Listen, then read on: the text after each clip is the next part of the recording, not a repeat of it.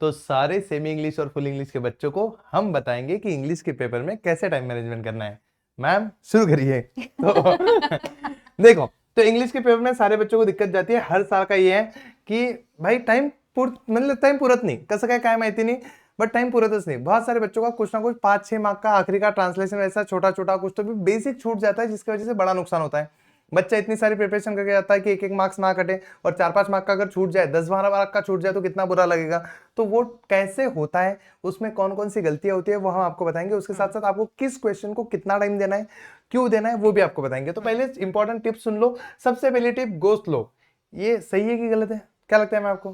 Go slow बिल्कुल गलत है, बिल्कुल गलत है। हम क्या करते हैं, अच्छी हैंडराइटिंग पेपर प्रेजेंटेशन के चक्कर में, और हमें ऐसा लगता है कि हो जाएगा हमारा पेपर, हमें सारा आता है, हम बहुत धीरे धीरे आराम आराम से पता नहीं क्या लिख रहे होते हैं। बट इवेंचुअली जब हम एंड में जाते हैं ना, तो एंड में लिखने का काम बहुत सारा है sir. Story writing, writing skill, सारा लेटर, ये वो सब कुछ एंड में आता है। तब बच्चे के हाथ फिर कांपने लगते हैं कि अभी तो मेरा इतना पेपर बाकी है, अब मैं क्या लिखूं, अब मैं क्या लिखूं। तो जो याद की हुई चीजें, जो फॉर्मेट, सब गलत हो जाते हैं। और इसमें क्या होता है, बहुत सारे बच्चे कहते हैं फॉर्म 2 वर्ड होता है। अब तुम वो 2 वर्ड कितनी भी अच्छी हैंडराइटिंग में लिखो, कितना भी सजा के लिखो, तुम्हें मार्क्स जितने मिलने उतने ही मिलेंगे। तो इसलिए उसमें टाइम वेस्ट मत करो। कब करो? एंडिंग में। हाँ, तुमको ना राइटिंग ऐसी लिखनी है जो टीचर को समझ आए। हाँ, ऐसी नहीं लिखनी कि बिल्कुल वो बहुत ज्यादा मोती नहीं उतार के आने होते, समझने वाली होती है, टीचर को प्रॉब्लम नहीं होनी चाहिए पढ़ने में, इतना ध्यान रखना है, ऐसी गंदी भी नहीं लिखनी होती। चलो, तो गो स्लो वाली चीज बिल्कुल गलत है, ये करना मत। तुम लोग को आराम से सारी चीजें लिखनी है, बट आराम से मतलब ऐसे नहीं कि चलो मस्त सजाते हुए लिखते हैं। समझना है, लिखना है, समझना है, लिखना है, और फटाफट आगे बढ़ना है। क्योंकि देखो, अगर स्टार्टिंग में कुछ एक आधी गलती हो भी गई स्पीड के चक्कर में, और एंडिंग में टाइम बचता है, तो तुम रीचेक कर सकते हो। लेकिन शुरुआत में ही स्लो स्लो लिख दिया कि गलती ना हो, और भाई साहब एंडिंग में फंस गया ना एखादा क्वेश्चन, फिर बहुत बड़ा पछताओगे। दूसरा, फिक्स कर लो ना अपना हर do not section get stuck. मतलब डू नॉट गेट स्टक मतलब डू नॉट गेट स्टक मतलब कोई सवाल अगर नहीं आ रहा है, ठीक है, तो उस पे ज्यादा टाइम वेस्ट नहीं करना। कोई बात नहीं, हो सकता है उस टाइम पे वो सवाल नहीं निकल रहा, बट इवेंचुअली आपने 3-4 क्वेश्चंस और किए, बाद में जब आपको कॉन्फिडेंस आया कि आपके 3-4 सवाल निकल गए हैं, विद दैट कॉन्फिडेंस ट्राई करो वापस से उस सवाल को करने का, वो निकल जाएगा। क्योंकि पैसेज में बहुत बार बच्चा अटक जाता है। हाँ। पैसेज में क्या होता है, एक आधा वर्ड मिलता ही नहीं, कि 4 वर्ड चाहिए थे, 3 मिल गए, 1 मिल ही नहीं रहा है, और बच्चा 5 मिनट हो गया ढूंढ ही रहा है। हाँ। अब देखो, वहां पे जाने वाला था तुम्हारा, वो था 1 मार्क का क्वेश्चन जिसमें 4 वर्ड लिखने थे, तुमने 3 लिखे, वो कितना ही काटेगा, आधा ही देगा ना। तो उस आधे के चक्कर में तुम 5-6 मिनट डिस्टर्ब मतलब खराब कर देते हो, वो नहीं करना है। इसलिए अगर अटक जाओ तो छोड़ दो, बाद में वहां पे जगह छोड़ दो, बाद में आके फिर से कर लेंगे एंडिंग में, क्योंकि वहां पे एक आधा मार्क्स ही जाएगा। अगर तुम फंस गए और 10-12 मार्क का क्वेश्चन पीछे छूट गया, तो फिर बताना मत। तीसरी चीज, वर्ड लिमिट। ये क्या होता है मैम?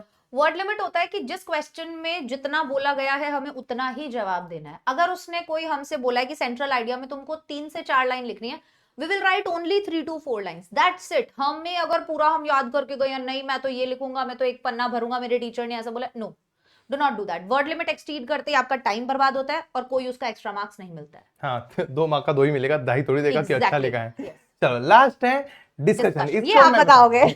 ये मुझे भी अभी पता चला है।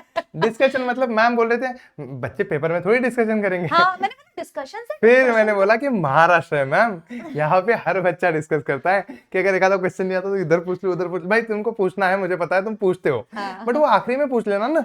अभी उसी टाइम पे पूछने में टाइम पास करोगे, उसका लिखा होगा नहीं होगा, टीचर आएगा। क्योंकि एंडिंग में पूरा क्लास स्लैक मतलब ऐसा ढीला ढीला चलता है, मुझे पता है एंडिंग में चलता है। तो शुरुआत में क्यों कर रहे हो? जगह छोड़ दो, जगह छोड़ दो, जगह छोड़ दो। उस क्वेश्चन को क्वेश्चन पेपर पे ऐसे स्टार मार्क कर दो कि ये बाद में पूछना है मेरे को, बट ऐसे मत करो।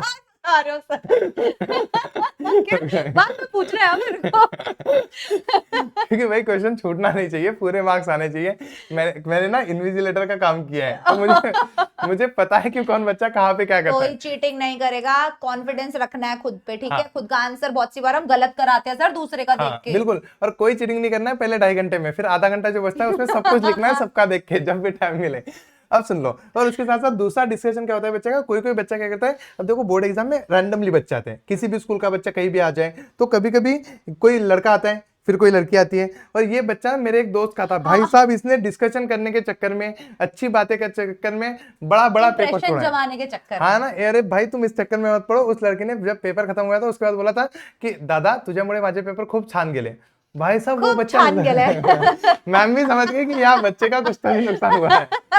कि भाई तू समझो कि ये कुछ चक्कर में ना पड़ना है, डिस्कशन क्लास में नहीं। डिस्कशन जो भी बचा कुचा होगा एंडिंग में देख लेंगे जब हमारा पेपर पूरा हो जाए, उससे पहले डिस्कशन नहीं करना है। अब आगे वाली चीजें, हाँ कि तुम्हें किस टाइम पे मतलब किस क्वेश्चन पे कितना अटकना है, कितना रुकना है, कितना टाइम देना है, वो बताता हूँ, सुन लो। बट कल वाला एक बार बता दीजिए सर। हाँ अरे मॉर्निंग कि सेशन। कल आज रात को 8 बजे मराठी मीडियम और सेमी इंग्लिश वाले मीडियम वाले बच्चों का राइटिंग स्किल होगा। भाई तुम्हें लिखने में दिक्कत होती है, मुझे पता है, और वो दिक्कत हम आज दूर कर लेंगे। और जो बच्चा अभी देख रहा है, भाई एक तुम्हारा मैराथन चल रहा है, ये हमने वीडियो पहले फुल इंग्लिश वाले बच्चों का भी है, अब ये है मैराथन सेशन कल वाली।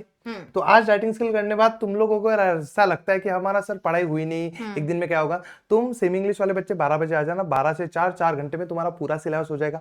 तो तुम लोग आज जो राइटिंग स्किल पढ़ाएंगे उसकी प्रैक्टिस कल सुबह कर लेना, और बाकी उसके बाद कर लेना। तुम्हारा पेपर कल के कल पूरा हम खत्म करके देंगे। और फुल इंग्लिश वाला बच्चा ना सुबह सुबह 7 बजे आ जाना, तुम्हारा 7 बजे मैराथन है, 7 से 11 4 घंटे के अंदर पूरा सिलेबस खत्म। हम दोनों साथ में ही पढ़ाएंगे, क्योंकि मैम को इंग्लिश आता है और मुझे पता है महाराष्ट्र बोर्ड में क्या आता है, तो दोनों मिला के बड़ी अच्छी चीजें देंगे तुम्हें, ठीक है। अब आते हैं इस पे, मैम ये आप ही बता दो, क्योंकि आपको इसके बारे में बहुत ज्यादा चीजें पता है। टाइम मैनेजमेंट बच्चों, अलग अलग सेक्शंस में ना अलग अलग टाइम आप लोगों को देना रहता है, तो हम एक अप्रॉक्स टाइम लेके चलेंगे, ठीक है। कि जो लैंग्वेज और स्टडी वाला हमारा सेगमेंट होता है वो हमारे लिए काफी इंपॉर्टेंट भी होता है, हमारा इंप्रेशन भी सेट करता है, प्लस उसमें गलती होने के चांसेस भी बहुत ज्यादा हो जाते हैं। तो हम 15 मिनट्स लेके चलते हैं उन क्वेश्चंस को करने के लिए। ये सेमी और फुल वाले दोनों बच्चों के लिए है। तो 15 मिनट्स के अंदर अंदर आपके सारे क्वेश्चंस हो जाने चाहिए। अगर कोई क्वेश्चन आपको नहीं आता है, प्लीज आप उसके लिए सिर्फ जगह छोड़ दो और आगे बढ़ जाओ, गलत मत करो, इधर उधर देखने में टाइम वेस्ट मत करो। उसके बाद हमारा जो सेगमेंट आता है टेक्सचुअल नॉन टेक्सचुअल पैसेजेस का, टेक्सचुअल पैसेज का जैसे आता है, तो पैसेज वाले सेगमेंट में आप 30 मिनट्स जो है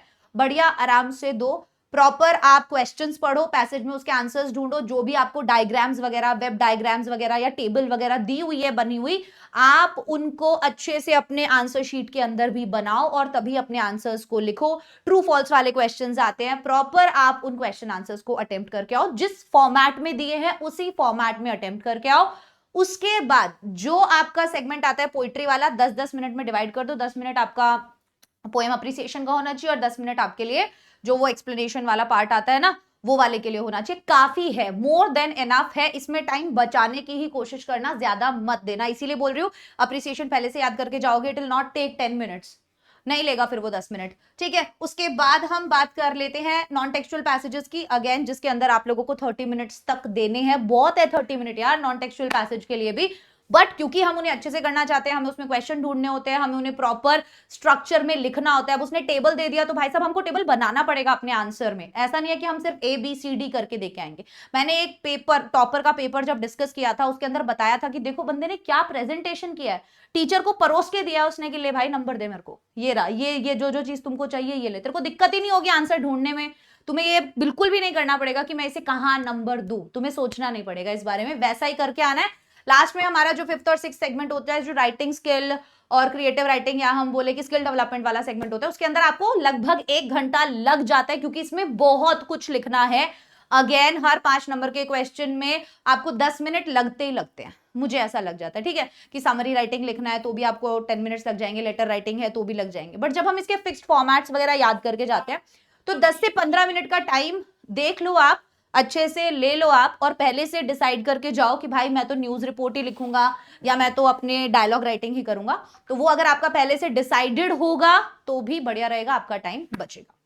बस और एक मैं बात बताना चाहता हूँ, कोई बच्चा लाइट जाने का वेट नहीं करेगा, इससे पहले सारे क्वेश्चन लिख लो। अब जिनको पता है उनको पता है, बाकी तुम लोग कमेंट सेक्शन में बता देना आज हमारी भी कहाँ लाइट जाने का तुम वेट करते हो। टेक केयर, आ जाना 5 बजे।